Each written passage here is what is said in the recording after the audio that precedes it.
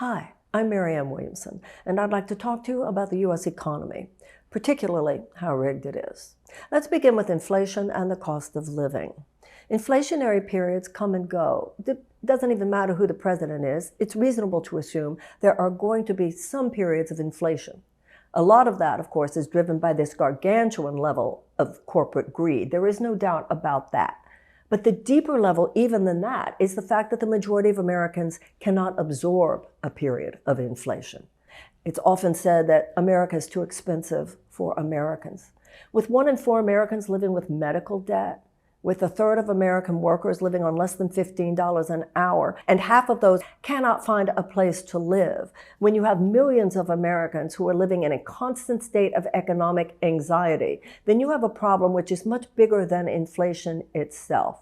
You have a problem due to the fact that the U.S. economy now works in such a way that it is predicated on there being a permanent underclass. And what the traditional politician will do is say, hey, we'll help you survive it better. What I'm saying is, no, you shouldn't have to survive an unjust economy. The average American citizen should not be at the effect of an unjust economy. Remember, in the 1970s, the average American could still afford a house and a car and a yearly vacation and to send their kids to college. One parent working one job, that salary could support a family of 4. That was called the middle class. And all of that has collapsed now. Instead, over the last 50 years, we've experienced a $50 trillion transfer of wealth out of the hands of the 90% of Americans into the hands of 1%. And why? Because corporate America now holds Washington hostage. Washington is now a system of legalized bribery. And over and over again, our leaders pass laws that make it easier for those who already have capital to get more and more difficult for everyone else to even survive.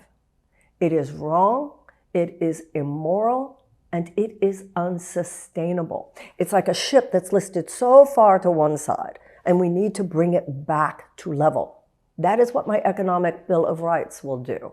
Universal health care, Medicare for all type plan, universal access to tuition-free college and tech school, subsidized child care, paid family leave, guaranteed affordable housing, and guaranteed living wage. All of those things are considered moderate positions in every other advanced democracy, but we have been trained to expect too little. Americans have been trained to just limit their political imaginations. And everybody's just in a funk, in a collective sense of hopelessness, because the system would have you believe that there's nothing that you can do to fix it. And who they say you could vote for is just somebody that you know is going to maintain and perpetuate the system as it is.